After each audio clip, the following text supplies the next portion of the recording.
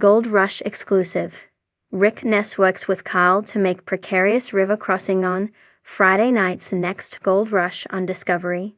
Still behind the 8 ball, Rick Ness is up to his neck in new trouble as mechanic Kyle Rosk is trying to help him move a wash plant across a river that has steep access and lots of questionable maneuvering. Kyle is helping Rick get the wash plant moved, but Kyle's hookups and the sitio towing seem a bit precarious at best. Ness notes in the preview video below that he needs his wash plant set and able to generate more money to pay for all his expenses that are piling up on him. TV show's exclusive clip reveals that Kyle is somewhat sure of his engineering in this move of heavy equipment. All 13 tons of the hopper feeder now rests on Kyle's down and dirty tow hitch. Ness opens the clip and says, "I need to get this feeder in as quick as possible. I would need to get Troy the 100 ounces of gold by the end of the week, and I just spent it on this feeder, so the only way to make it back is get it working." Kyle says, "Oh, it's looking all right. It's like you say, the creek crossing is going to be the big thing for it."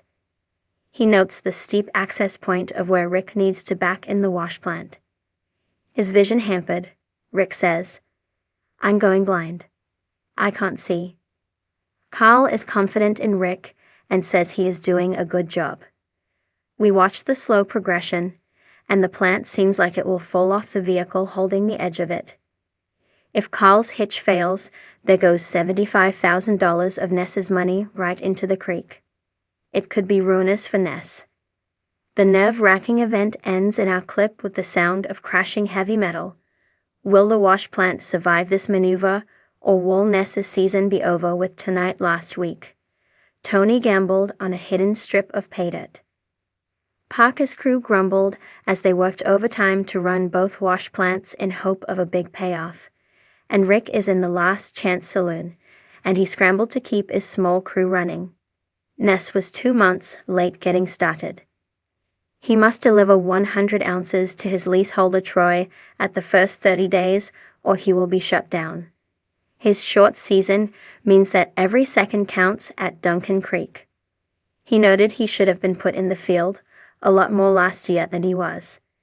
He managed to talk Kyle Rosk into coming back after they had a rift last season. Kyle is tasked to keeping the expensive 700 excavator used to dig out pay dirt running. Gold Rush airs Friday at 8 p.m. ET/PT on Discovery. In addition to watching the series on Discovery, viewers can check out new episodes each week on Discovery Gold Rush exclusive. Rick Ness works with Kyle to make Precarious river crossing by your name when it comes to the rugged and unpredictable world of gold mining. Few obstacles are as perilous and unpredictable as a river crossing. The water, rushing with an intensity that can sweep away even the sturdiest of machines, is both a lifeline and a death trap for miners in pursuit of fortune. In the latest chapter of Gold Rush, the stakes have never been higher as Rick Ness and his crew face a daunting challenge: a treacherous river that stands between them and a gold-rich claim deep in the wilderness. In this exclusive look behind the scenes, Rick's partnership with Kyle, his trusted equipment expert, is put to the ultimate test as they attempt to make the impossible happen. The river's challenge. Nature's relentless power for Rick Ness and his team. Every season of Gold Rush brings with it new trials, each more dangerous and difficult than the last. But this year, the challenge is one that many miners dread: crossing a river so perilous that even seasoned professionals would think twice before attempting it. The river, swollen with recent rains, churns with an unpredictable force, the current swift enough to uproot trees and carry away anything in its path. It's a massive obstacle that cuts Rick off from his claim, a prime spot that could hold enough gold to make his season a success, or lead to total disaster. Rick knows that without crossing the river, he can't get his equipment to the other side. But that's easier said than done. The mining rig, a crucial piece of machinery that could help him access the gold buried on the other side, is massive, cumbersome, and built to work on dry land, not navigating through rushing water. The idea of attempting the crossing sends a shiver down his spine, but Rick is no stranger to tough decisions. After all, being a gold miner is about more than just the search for gold. It's about having the resilience to meet every challenge head-on. To make the crossing, Rick realizes that he'll need to rely on his most trusted ally, Carl, his equipment expert. Together, the two of them will need to engineer a solution that's never been attempted before, a method to transport the equipment across a river that has claimed more than its fair share of mining vehicles in years past. And to Carl, the equipment whisperer Carl has been by Rick's side for years. If there's one person who can find a way to make this work, it's Carl. His expertise lies in adapting machines, custom building components, and doing whatever it takes to get Rick's operation running smoothly.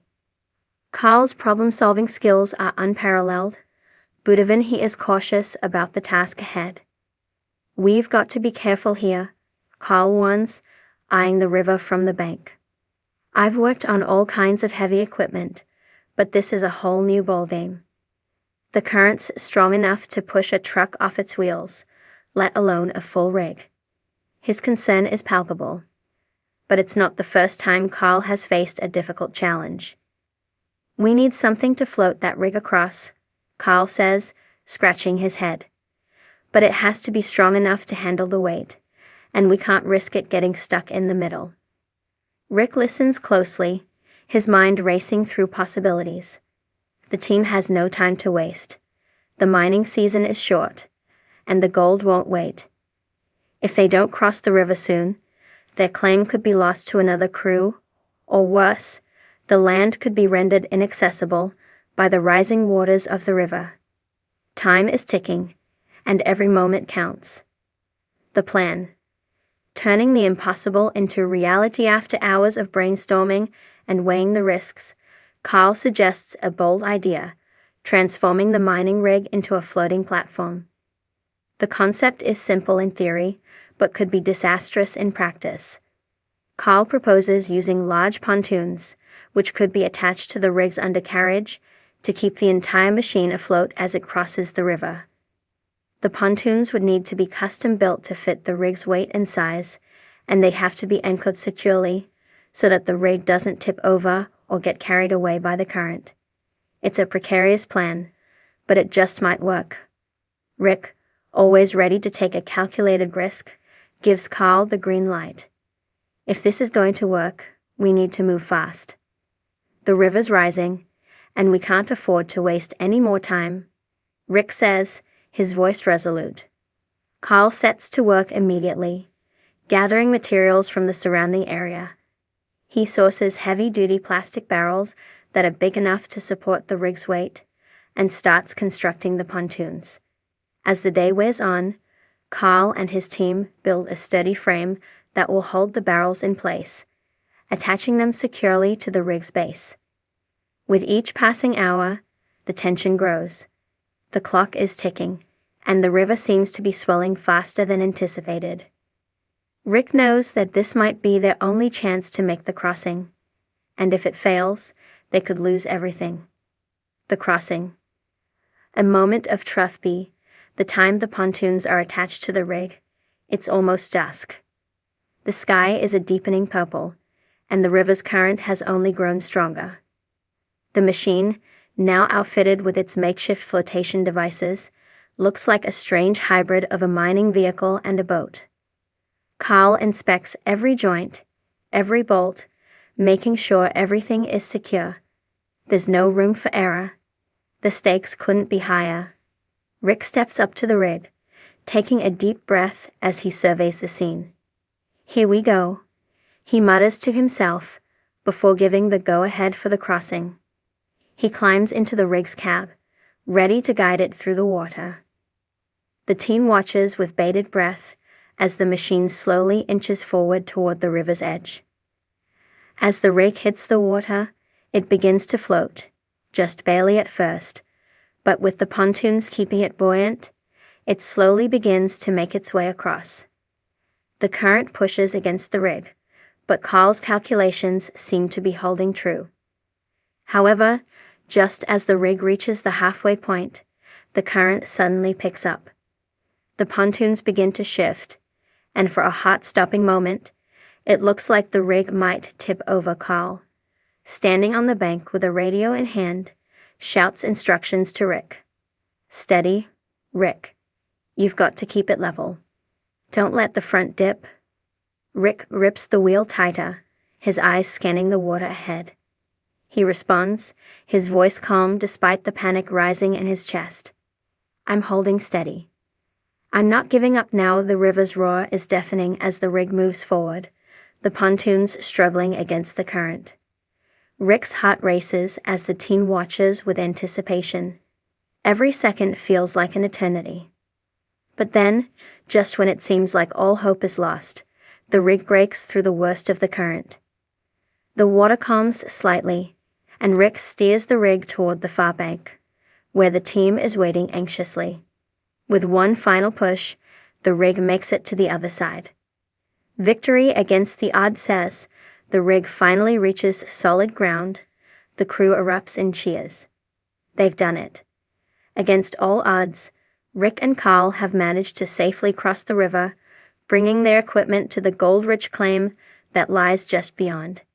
It's a moment of triumph, a testament to their resourcefulness and determination. For Rick, it's a reminder of why he's in this business in the first